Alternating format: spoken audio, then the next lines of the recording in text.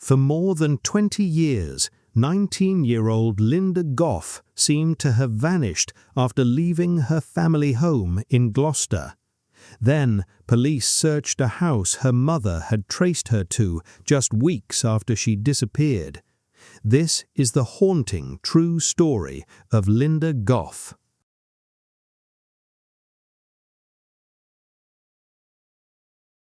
On the 19th of April 1973, 19-year-old Lynda Carole Gough left her family home in Gloucester. She took her belongings with her and left behind a short note. Years later, her mother, June Gough, would repeat its words in court.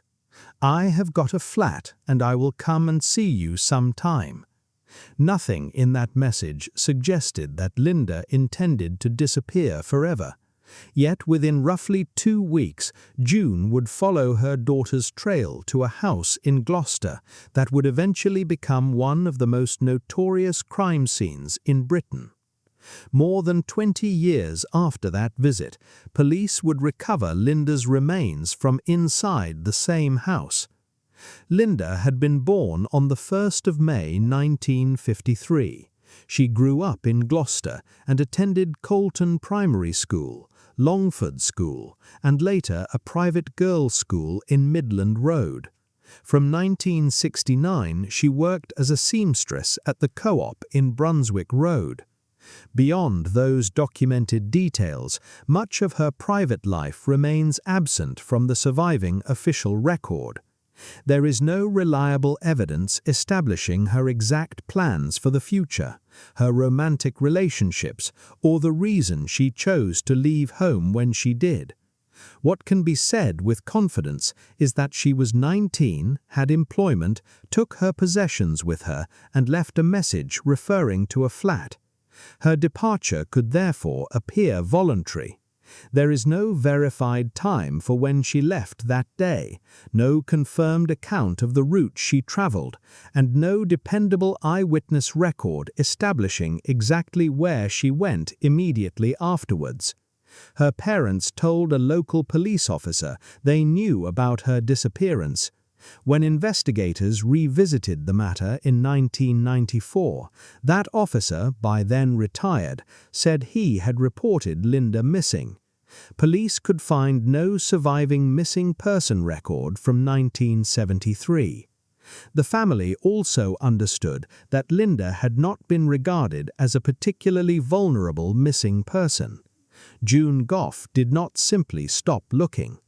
Roughly 2 weeks after Lynda vanished, her own inquiries brought her to 25 Cromwell Street in Gloucester. At the door, she was told that Lynda was no longer there and intended to go to Weston-super-Mare. What June noticed inside and around that doorway made the encounter difficult to forget. She later testified that the woman who answered was wearing Lynda's slippers. She also recognized another item of her daughter's clothing and saw belongings connected to Lynda on a washing line. The explanation given was that Lynda had left those things behind when she went away. That answer gave June another place to search. She contacted the police and the Salvation Army, and she traveled to Weston-super-Mare herself. She found no trace of her daughter. No confirmed sighting of Lynda after her departure from home has emerged from the strongest surviving sources. The exact nature of her connection to 25 Cromwell Street also needs careful wording. Later police information indicated that she had stayed there. Some subsequent accounts described her as a lodger, but the surviving official material does not establish the precise length or formal status of her stay. The address itself already had a troubling history. On the 12th of January 1973, only a few months before Lynda disappeared, Fred and Rosemary West had been convicted of assault occasioning actual bodily harm and indecent assault. Their home at 25 Cromwell Street would later become central to a far larger investigation, But in 1973, the separate pieces of information surrounding Lynda were not preserved in a way that would allow later investigators to reconstruct a complete contemporary police response. For more than 2 decades, the truth about what had happened to Lynda remained hidden. Then, in 1994, police began investigating Fred and Rosemary West in connection with the disappearance of their daughter, Heather West. The inquiry expanded rapidly as officers searched 25 Cromwell Street. Lynda's name entered that investigation on the 2nd of March, when police received information that the missing Lynda Gough had stayed at the house. 2 days later, Fred West was questioned about her. He initially denied knowing Lynda. At 2:18 in the afternoon on the 4th of March, he changed his account and admitted that he did know her, but claimed that she had moved to Weston-super-Mare. That explanation echoed the destination June Gough had been given more than 20 years earlier. Police were preparing for a more extensive search of the property, and West's position began to change again within hours. At 5:35 that afternoon, West's solicitor passed Detective Superintendent John Bennett a handwritten note. In it, West indicated that he wanted to admit responsibility for roughly 9 further killings and named Lynda among them.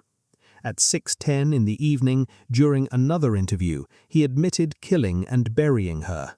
At 10:20 that night, officers took him back to 25 Cromwell Street, where he indicated areas associated with burials. His admissions cannot be treated as a flawless reconstruction of events. Over the course of the investigation, Fred West gave contradictory accounts, altered details, and eventually denied his involvement altogether. By his final Gloucester interview on the 13th of May 1994, he was rejecting responsibility. The fact that he confessed to killing Lynda is documented. The precise story of how, when, and under what circumstances she died cannot safely be taken from his changing accounts alone. On Monday, the 7th of March 1994, at 2:25 in the afternoon, human remains were discovered in the ground floor bathroom area of 25 Cromwell Street.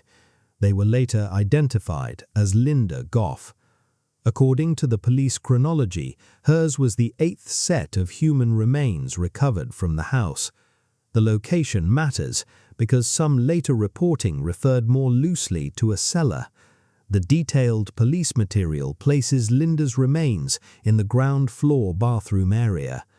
The recovery process was conducted with forensic specialists. Home Office pathologist Bernard Knight examined the remains, while the broader identification process also involved Home Office forensic odontologist Dr. David Whittaker. Publicly available police material describes how the Cromwell Street remains were processed and examined, but it does not provide a victim-by-victim breakdown proving that one single technique, such as dental comparison alone, established Lynda's identity. On the 14th of April 1994, at 11 in the morning, Coroner David Gibbons opened inquests into the 9 victims recovered from Cromwell Street and accepted that all 9 had been properly identified. The forensic findings could answer who had been found, but they could not answer every question about how those victims died. When Professor Knight gave evidence during Rosemary West's trial in 1995, he said that a cause of death could not be established from any of the Cromwell Street remains. In Lynda's case, a ring-like formation of adhesive tape was found near her skull. The tape had been wound around the jaw and the back of the head. That is a documented physical finding. It does not prove a specific fatal mechanism. For that reason, claims that Lynda was definitely strangled, suffocated, or killed by another precisely defined method go further than the forensic evidence allows. The exact date of her death is also unresolved. Some later sources give the 20th of April 1973, but the strongest police and forensic material does not medically establish that day. The last securely documented family date is the 19th of April, when she left home. Anything more precise about the timing of her death must be treated as uncertain. Fred West was formally confronted with amended murder charges, including Lynda's case, on the 28th of March 1994. He would never stand trial for her murder. On the 1st of January 1995, he died in his cell at HMP Winson Green in Birmingham. His death meant that a jury never examined the murder charge against him in open court. Rosemary West's legal position followed a different path. On the 23rd of April 1994, at 3:40 in the afternoon, she was arrested over Lynda's murder. At 6:15 the following evening, she was formally charged. She appeared before Gloucester Magistrates' Court on the 25th of April. The legal charge period for Lynda's murder was framed broadly, running from the 1st of April 1973 to the 27th of February 1994. That wide period reflected the way the charge was drafted. It was not a forensic estimate suggesting that Lynda might have survived for years after her disappearance. Rosemary West's murder trial began at Winchester Crown Court on the 3rd of October 1995. The prosecution case concerned 10 murders. During the trial, June Gough was forced to revisit events that had begun more than 22 years earlier. Her daughter leaving home, the note, her search, and the visit to Cromwell Street. The jury also heard the forensic evidence concerning the remains recovered from the properties linked to Fred and Rosemary West. On the 22nd of November 1995, at 12:52 in the afternoon, the jury returned 7 further unanimous murder verdicts, one of them for Lynda Gough. Rosemary West was convicted of 10 murders in total. She received 10 life sentences. Mr. Justice Mantell stated that, in his view, she should never be released. The distinction between the two defendants remains fundamental. Fred West admitted to police that he had killed Lynda, later contradicted and withdrew his accounts, and died before a jury could try the charge. Rosemary West denied responsibility, but was tried and convicted of Lynda's murder. Those are two separate legal histories, and combining them into one simplified confession narrative would distort what actually happened. 25 Cromwell Street was demolished in October 1996. By then, the address had become inseparable from the crimes uncovered there. For Lynda's family, though, its significance had begun much earlier. June Gough had reached that door in 1973 while searching for her missing daughter. She had seen Lynda's belongings there. She had been told that Lynda had gone to Weston-super-Mare. She followed that lead and found nothing. The later investigation finally established that Lynda had not simply disappeared into another life. Her remains were inside the property her mother had traced her to within weeks of her disappearance. What the evidence cannot provide is a complete account of Lynda's final hours. No reliable source establishes the exact moment she arrived at Cromwell Street, the precise circumstances of her death, or a medically proven cause. Those gaps remain. What survives with certainty is the outline of a young woman whose departure initially looked like the beginning of independence, a mother who kept searching when contact stopped, a house that entered that search almost immediately, and an investigation that finally returned to the same address more than 20 years later. Lynda Carole Gough was 19 when she vanished. The evidence recovered in 1994 gave her family an answer about where she had been. It could not give them back the years taken from her, or the future June Gough had once expected her daughter to have.